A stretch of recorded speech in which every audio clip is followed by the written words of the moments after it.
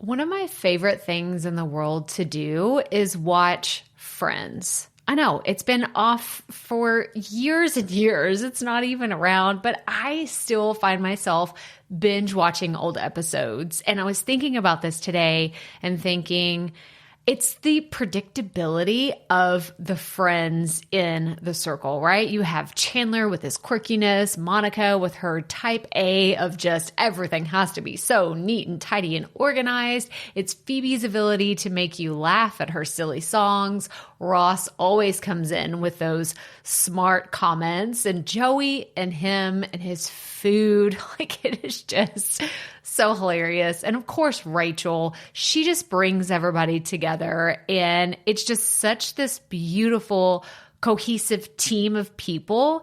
And it's why I wanted to come on and share with you today that I have an opportunity for you to find your friends in the content creation space. So if you are thinking about creating your first or your next digital course, I don't want you to miss this opportunity because Amy Porterfield just opened the doors for registration for her Course Confident Bootcamp. And I'm actually offering a special bonus for anyone that registers for the Course Confident Bootcamp through my special link. So I want you to go to crystalprofit.com/Amy-bootcamp to register.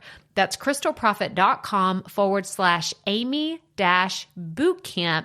And what you're going to find when you get there is I have this special bonus private podcast series. It's called Money Mindset for Creators. So I want you to go register for Amy's bootcamp, download the podcast, and immediately start listening to it, because what this training is set up to do is to help you get your mind right about monetizing your content, making money so that you can fuel your content creation dreams. So go to crystalprofit.com/Amy-bootcamp to register for Course Confident. And I cannot wait for you to find your friends and find the people that will be there for you. Do you see what I did there? Yeah, nice little friends segue connection. Go to crystalprofit.com/Amy-bootcamp. And I cannot wait to see you inside. Okay, let's get into today's episode. Hey everyone, and welcome to the Rookie Live podcast. I'm your host, Crystal Profit, and I want to say a personal thank you for joining us here today for episode number 2. We've been working on a series called Take Care of Yourself, and today's episode is focused on nutrition. I'll be talking to a nutritionist whose passions are helping people and, something I believe we can all appreciate, how to be the best version of yourself. If you're wondering what else we're about here at the Rookie Life, well, let me tell you. We focus on what it means to start something new, even when you have no idea where to begin, how to develop new skills in all areas of your life, and how to find that it factor that will keep you motivated every single day. So join us as we dive headfirst into what it means to be a rookie. Come on, rookies, we all have to start somewhere.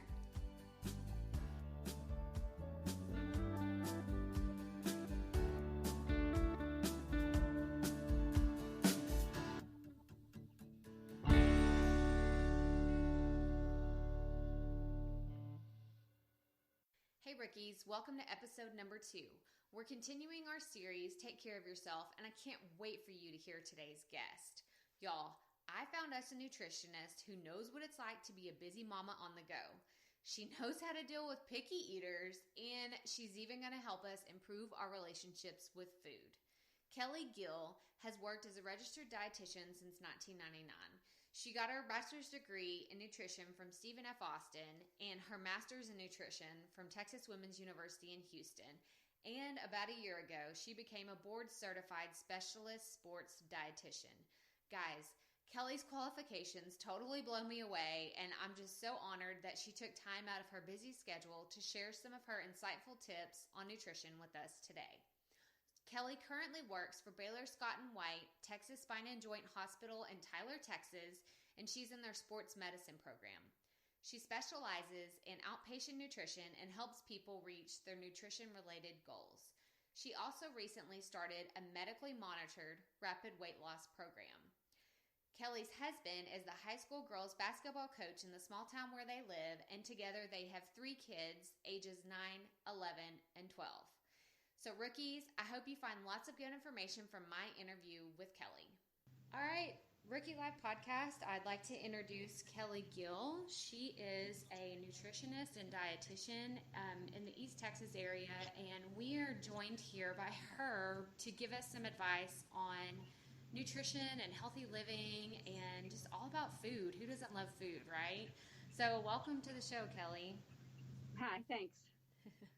So we kind of have your background here as, you're in nutrition and it's kind of been your life for some time now. Do you kind of want to elaborate on that and kind of give us a little bit of the background of your story and what made you choose nutrition and how you are at the point you are in your career?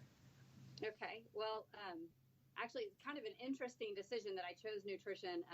As a kid, any of my family can tell you I'm probably the least likely person you would expect to go into the field of nutrition. I just was an extremely picky eater as a kid and really didn't like anything. But fast forward, I went to Stephen F. Austin State University in Nacogdoches and didn't know what I wanted to do, but I did like health, and I actually played soccer there and, was interested maybe in personal trainer or, I just didn't know what. And didn't really seem like kinesiology was the place to go. And I tried health, and I actually was a health major for a while and had to take a nutrition class. And the dean of nutrition kind of talked me into switching majors. I ended up losing 27 hours, but for me, I needed something really specific and really like, you do this and then you do that and then you become this. Yeah. And so that kind of gave me that and was still in the field of health. And I also just found the science of nutrition really interesting. I'm kind of a little bit of a why person. So I liked understanding it better and not necessarily kind of removing the food from it and just sort of seeing as a science was interesting to me. So that kind of got me into the field, I guess. Okay, well, that's great. So you would say you've been in it since college is probably when you would have started, I guess, your interest in nutrition and everything? Yes, I did the traditional path of got my bachelor's degree in nutrition and then applied for internships, got into an internship right away. That was a master's degree and internship combined program. So by the end of that, I had a master's degree and a registered dietitian. And then have been working ever since. Oh, that's great. Well, to kind of segue off of what you just said, so can you elaborate for people, because there may be a lot of confusion out there as between a dietitian and a nutritionist. So what is the difference? And, if we were to go see someone, what would we need to look for as far as credentials go? Yeah, so that's actually pretty confusing to people. Basically, it boils down to no one owns the term nutritionist. So it's a free terminology that anyone can use if they just desire to. Okay. Whereas registered dietitian, it's you have to be a registered dietitian to use that term. So registered dietitian implies that someone has a degree specifically in nutrition. They've completed specific coursework. They have passed an exam. They have kept up with their credentials, continuing education. With that said, they can treat diseases. So I provide medical nutrition therapy. If someone has diabetes, if someone has renal failure, if someone has obesity, it is providing them nutrition therapy. Whereas a nutritionist maybe looks more just at health and wellness, and they can't actually treat anything by law. They're not protected to treat. Okay. So that's the biggest difference. So if someone is really just wanting to be healthy, do you need to go and spend and find a registered dietitian and spend the money? I can tell you insurance probably wouldn't pay for that if it just was for health. You don't need to seek out a registered dietitian. I will tell you, though, if you're not sure, it's a kind of falling back on something that is science-based and you're not going to, you pretty much, it's a safe bet. Whereas a nutritionist, you don't really know what you're getting. Exactly. Like I'm just sitting here picturing all the blogs and just everything that's out on the internet, someone calling themselves a nutritionist saying, oh, this is the way of life, this is how it should be, and just to kind of be cautious of anything out there.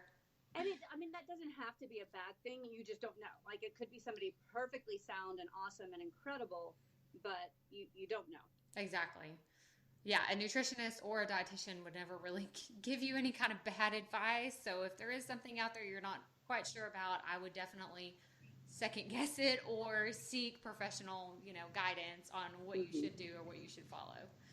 Okay, well, I know you yourself, you have a family, and I'm sure you're super busy with kids and running around. So, a hot button question for me personally is, what do you suggest for families on those busy weeknights? Everyone's got to eat. The kids, you're late at the ball field, or you're running around from practice and stuff. So, what's a good solution to kind of address that question?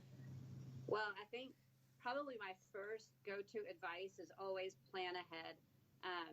It's like there just really isn't a way around it. The more you plan ahead, the more time you save, when you're in the thick of it. Yeah. So if I have, like, for example, a Sunday where we're home and it's slower, I can go ahead and do my grocery list and plan my meals, kind of pull the calendar out, plan my meals accordingly. Then as I'm driving home from work, I've got the plan in my mind already. So, because I know, like, one thing that gets me anyway is if I come home from work and I'm hungry and we've got to race out the door, well, unless there's a plan in place, I'm pretty sure I'm not going to make a great choice as far as what is available. And then the kids they're waiting for you to get home, and they're wanting this and they're wanting that. So having a plan in place is probably the best advice I can give. And then for anybody that does have a family, I know it's hard to feed kids. And if you have more than one, I mean, my God, they all want something different. They all have different tastes. So I've found that if you can plan the menu, not with them, but let them know what the plan is, it just goes over a lot smoother. This is what we're going to have tonight. End of story. I mean, for sure. Not that you don't plan them with them in mind, but you know what I mean. For sure. I mean, I have 3 boys, and they're 9, 6, and 2, and there was a time where everyone was wanting this and that, and I've kind of just along the years have found out that if you just keep putting foods out there, they kind of try it, and then after a while, it's like it's not even a fuss anymore, but it does take a while, especially if you're in a different kind of routine of making separate meals for everyone, then it can be kind of a daunting task to take on. But yeah, and I have an extremely picky eater at home. One that it's not like your normal typical picky eater. And with him, and this would be my advice to anybody that deals with that, is just changing his mindset about things. Let me be clear. I am not changing his world in terms of I'm getting him to try food that he wouldn't try otherwise because I'm such an amazing person. Yeah. I can't get the child to eat, but what I can do is help train his thoughts about food by saying things like, okay, yeah, I get you don't like this, or you don't like the way that looks, or you don't like the way that smells, but your taste buds change all the time, so maybe in a year or two you'll like it again, or and I try to keep his mind really open to food, even though right now in this moment in life he's not willing to try. And like a perfect example is he used to have red sauce on his pasta, and then we went years where he refused to have red sauce.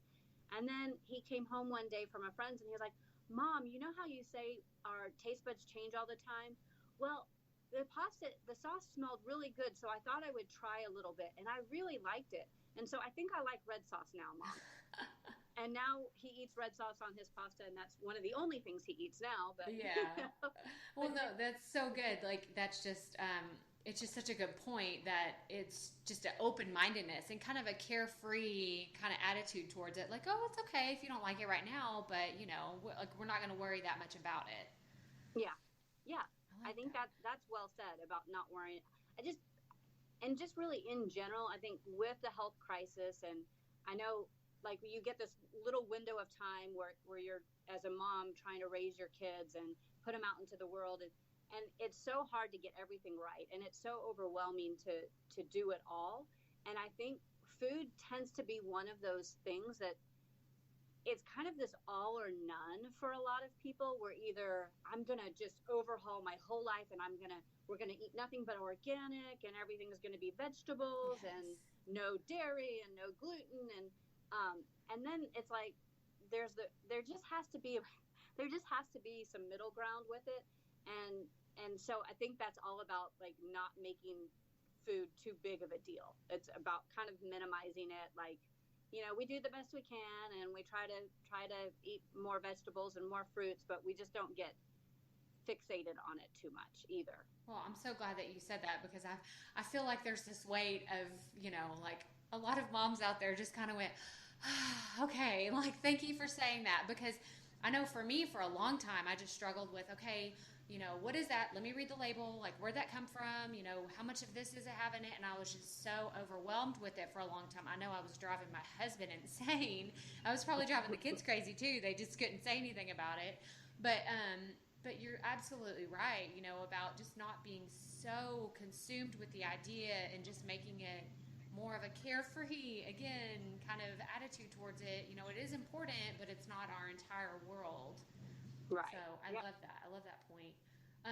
Well, kind of going along with, what's out there and the health crisis, and us as moms getting so wrapped up in what we're feeding our family and what this person on Pinterest is doing and what that person is doing, and meal plans and just everything that's out there.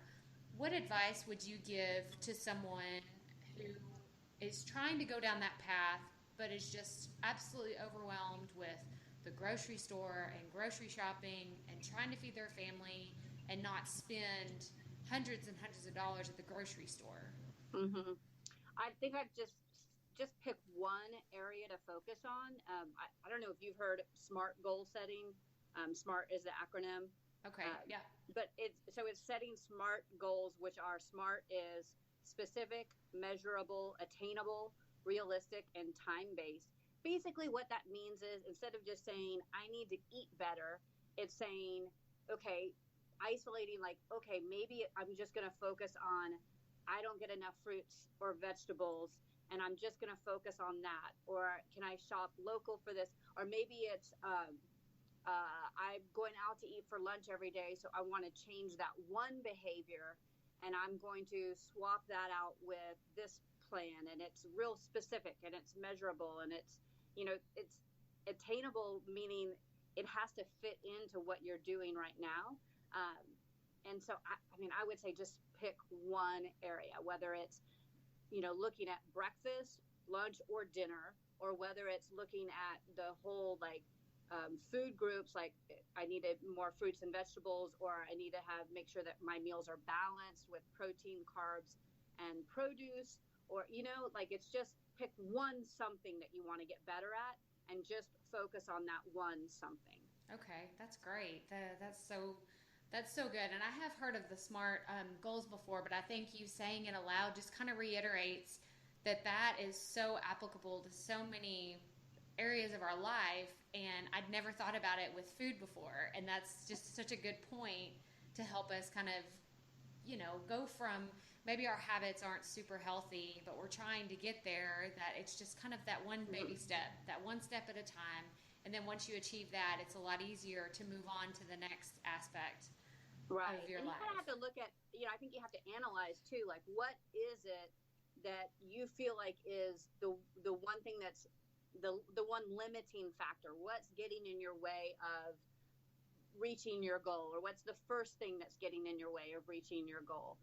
And once you kind of analyze that, a good example I can think of, working with a woman that was struggling with her weight, and she's a stress eater, and they had a candy bowl at work, or a candy drawer or something, and she didn't even realize how much candy she would consume while she was at work, but it was just a kind of a stress reaction. So we talked about, number one, just figuring that out is a huge step. Like, learning that about yourself is great. Now we can fix it. So that was the one area where she focused her attention on improving, and she took that, instead of just saying, I'm not going to have candy, it's the realization that food is giving her something. Like, whatever you do that's quote unquote bad, you're getting something good from it. So let's not necessarily label it as good or bad, but let's just kind of break it down and understand it. So there is something good that she was getting from candy, and it does release endorphins when you eat foods that taste good. Yeah. And so we kind of look at it as you're needing some endorphins to be released in your brain to make you feel better. And you can also get that when you exercise. Unfortunately, with exercise, those endorphins take a little while to get released. But if you know that it's going to happen and you just go ahead and make yourself do it, then you get the benefit later. And then you start to tie that feel-good feeling to walking just by the course of doing it over and over. And so she was able to replace that behavior. So she would walk and also deep breathe instead of going for the jar of candy or the bowl of candy or whatever it was. And it just was a small little thing. And it took a lot of work and concentration too, but it was an area where she could just focus on that one thing. And I feel like, everything with food has so much to do with our mental behaviors as it does, it's not.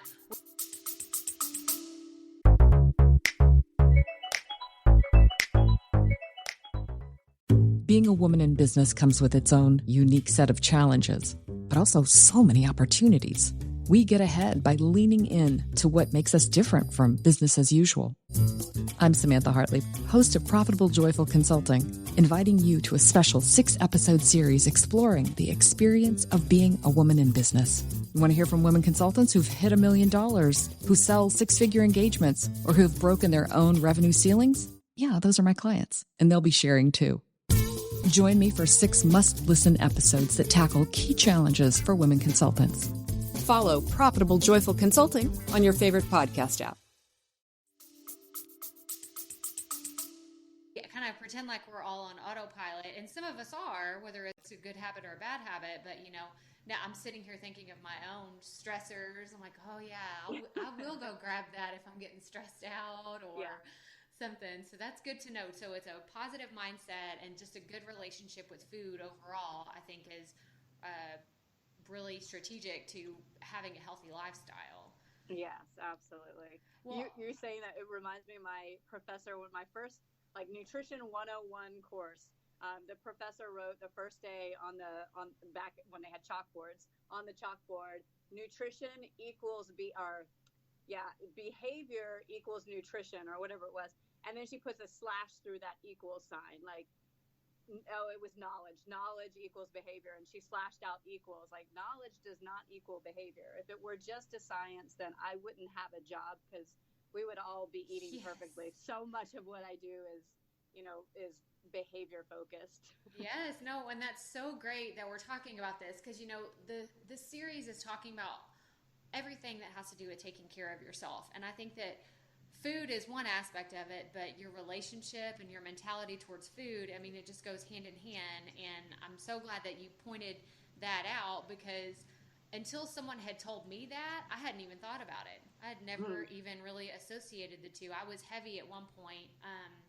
After I had my oldest son, I was around 215 pounds because I gained so much weight when I was pregnant. And I just thought that's what you're supposed to do. And I gained probably 80 pounds. And then after he was born, and I couldn't blame it on the baby weight anymore. I was still heavy for a long time. And I didn't realize that I had such an unhealthy relationship with food. So I'm really glad that you talked about that. I think a lot of people struggle with that, the mentality of it. And one thing that I'd also like to take the time, if you don't mind, that's fine. Because you brought up weight, and that's something that I feel really passionate about. And I also feel, I guess with passion can come frustration. And this is working with women and doing life with women and is this issue of weight. And I wish so bad that the focus wasn't on the weight, but that the focus was on just behaviors and feeling good physically. Because in my line of work and where I've seen success, so I obviously work with a ton of people I've been doing this 19 years, where I see the most success, and I'm talking about long-term life changes, is when people stop worrying about the scale and stop worrying about how they look, and they focus more on how they feel physically. When I eat healthy food, my body feels better physically. And if you focus on the behavior changes rather than what the scale says about those behavior changes, you'll have success. One example, just real quick, I had someone come in, she was in her 50s, said she was done trying to lose weight, that she'd been trying to lose weight for 20 years, can't lose weight, just was basically scientific. It can't happen. It's not physically possible. And so she quit on that, but she was diagnosed with pre-diabetes and wanted to make sure that she didn't develop full-on diabetes. So that's where we focused. And after working with her for like 2 years, I think she ended up losing 20 pounds. And it took like 6 months before she even saw any weight loss. And she was never focusing on the weight, but it just sort of happened because she was so focused on feeling better physically. So while I know I don't want people to focus on weight, but I also want there to be hope that when you don't focus on weight, there still can be some improvement with the weight. I love that because that was really the mentality shift for myself. And I know that our fitness expert that we were talking to, she said the exact same thing. It's, it's not about the scale, like just throw the scale away, basically. It's like, how do you feel on the inside and how do you feel mentally? And, just kind of being your best self is the overall goal. And that's really what the message that I would like to portray here at the Rookie Life, is just taking care of yourself in the best way possible. So, with that being said, we have a Facebook group that's kind of, it's our Rookie Tribe, and I kind of asked them for some questions. I let them know I was going to be talking to a nutritionist, and so I have 2 questions from them I'd like to read, if you're all right with that. Sure. But it says, if you're eating a healthy diet, do you still need to be taking supplements? That's a fun one. So I'll try to keep this short. Okay. Supplements can really get me off on a tangent. So no, not necessarily. If you are eating a healthy diet, then I would hope you wouldn't need supplements. Here's the thing with supplements, that you don't really know what your body is absorbing. And so, sometimes it can be a waste of money. With that said, some people, if you have the extra money and you don't mind spending it, it isn't necessarily a bad thing to have it as a fallback. But I can tell you, I don't take a multivitamin, and sometimes I think I probably should, but it's just one more thing that's just, I guess, an inconvenience. So I don't do it. And it's just not that important, because I feel like just that, if you're eating a healthy diet, you shouldn't need anything.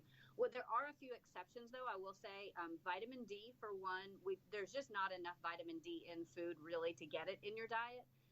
And so if you're not in the sun, or if it's not warm months where you're outside, then you can have a vitamin D deficiency. And we're finding out so many more people are having vitamin D deficiencies. And I think it's because of our lifestyle change, being more indoors and less outdoors. So a vitamin D supplement is probably a good idea. And then also omega-3 fatty acids, that can be a good idea too. Well, that's good to know. Yeah. Unless you get with fish, if you're having 8 ounces of fish a week, then that's enough. But if you don't have 8 ounces of fish, then a omega-3 fatty acid supplement is a good idea. Okay, well, perfect. Yeah, you answered that great.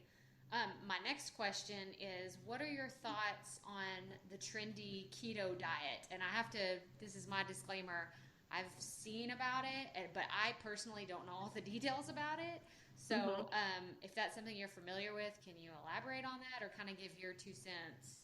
Yes, I can. So a keto diet, one, I really have to question because it's become such a fad right now, I question how true to keto it actually is. So keto, by definition, is like 90% fat, 8% protein, or 80% fat, 90% fat, maybe 8 to 18%, we'll say, protein, and then like 2% carbs. So it's basically mostly fat. To me, when I think about that, I think one, the issue with compliance and in terms of healthy lifestyle, it's not a lifestyle diet. It is just a short-term diet. Like I can't see anybody living that way. Yeah. With that said, I have mixed feelings about fad diets and temporary diets. On one hand, if that's the boost you need, if you need something rigid and that works for you and you are gung-ho and you want to do it, I don't have a problem with anything short term, especially if it gets you going. The only problem I have though is that it's not a long-term fix. So you still need a long-term solution. It's not that long-term solution. So sure, fine, give it a try, do it, whatever, but you still need a long-term solution. So I don't know. It's definitely not like a healthy approach to eating, but I'm a big fan of anybody making lifestyle changes, good or bad. You know? Well, like, hey. and you pretty much answered the question how I figured you would answer it.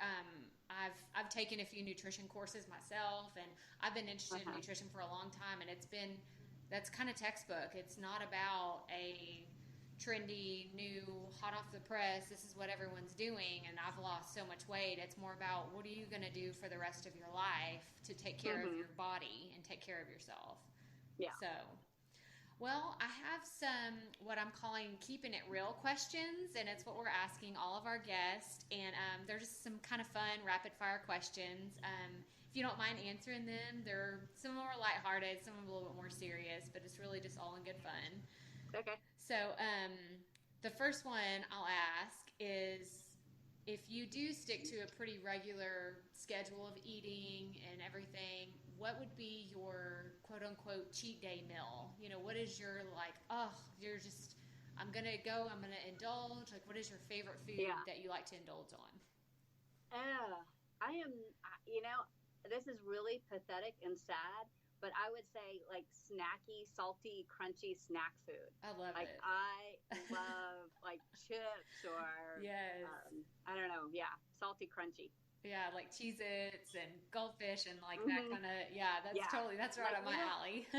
I always tease my family, like we can't keep Goldfish in the house because literally my weight will be up 3 pounds if Goldfish are in the house. Yes. I'm totally the same. That's so funny. Okay, well, what motivates you on days when things are super tough? You know, you're having a bad day, or maybe, you haven't been on your fitness goals, or you haven't been eating as well as you'd like. Like, what kind of keeps you going? What pushes you past that? Gosh, I don't even know how to answer it. Well, first, let me just say, I have a strong relationship with Christ in my heart, like where I just feel like I carry him with me at all times, and so I'm constantly centered by been grounded by that and by him. Beyond that, I'm not really hard on myself, and I also don't have I don't have this expectation that things are gonna be perfect. So I just I don't know, I guess I don't really have big emotional mood swings, so I don't know. No, I think you answered that perfectly. I think that is a great answer, and that's actually one of the ways I ground myself, is kind of some quiet time and just taking a deep breath and just saying, Jesus, take the wheel. I can't do this anymore. There you go. Okay, the next question is, what's the best advice you would give to your younger self?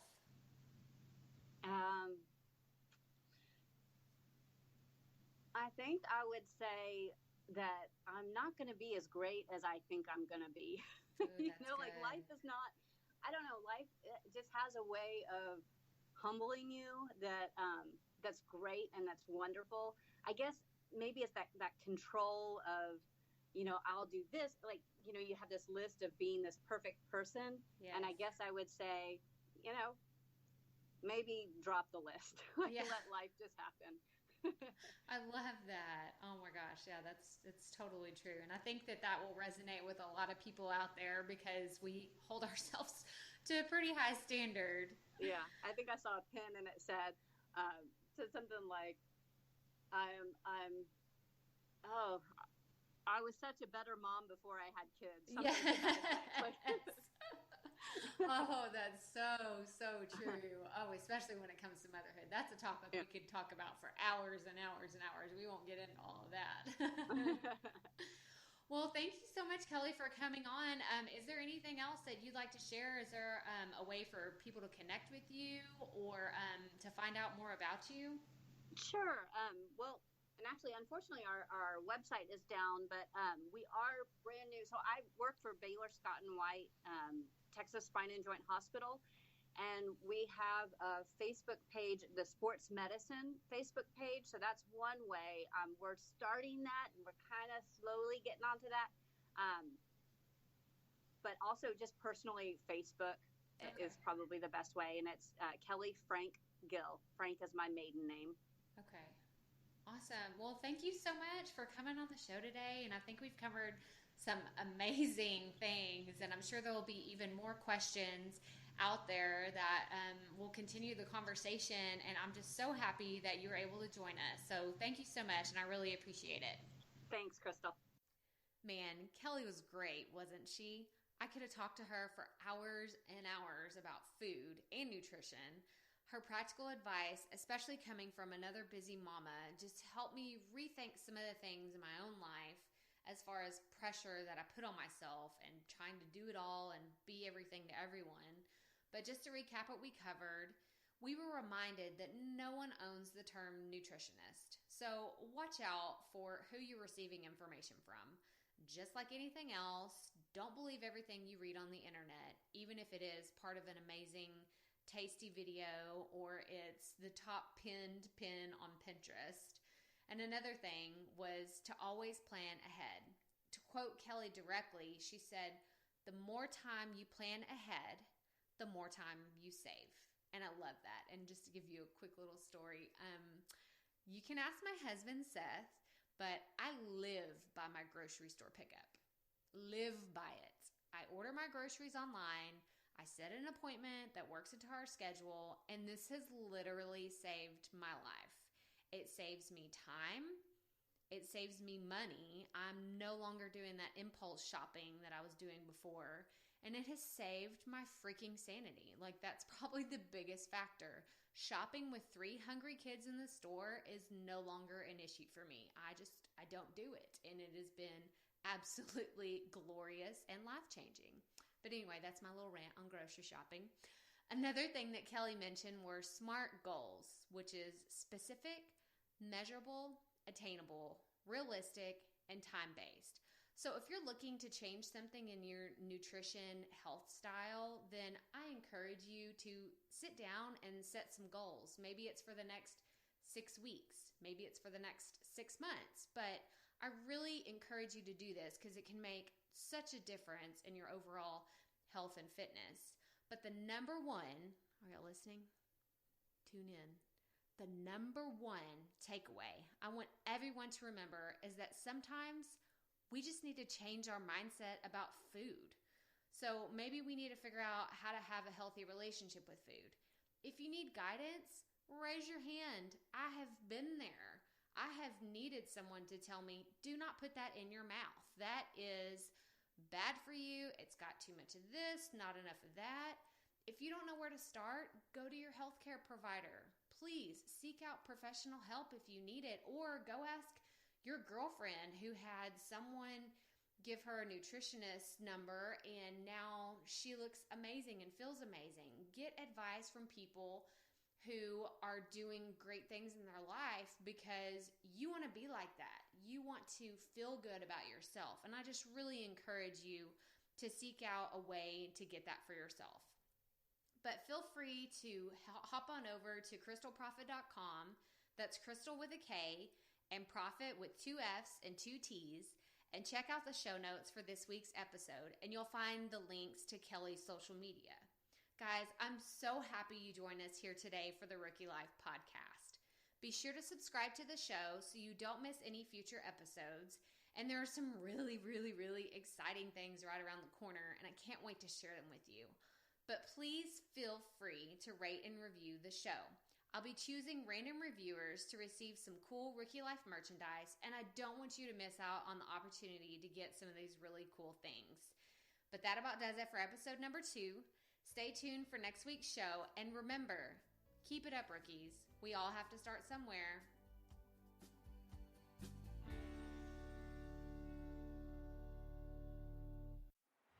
Hey, Profit Podcast listeners. Thanks for sticking around to a little bit after the episode to hear this special message, because I want to hear from you. We are starting a new segment called Fan Mail Shoutouts, and I want to hear from you, and I want to hear your questions. What do you want to know?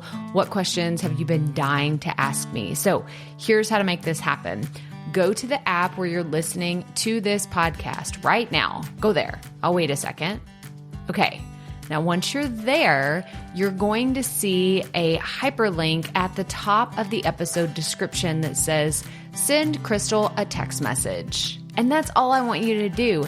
Send me a text. It could be casual, informal. It could be totally anonymous. Or if you want, you can include your name and the name of your podcast or content wherever you are creating, and I will give you a special shout out in an upcoming episode.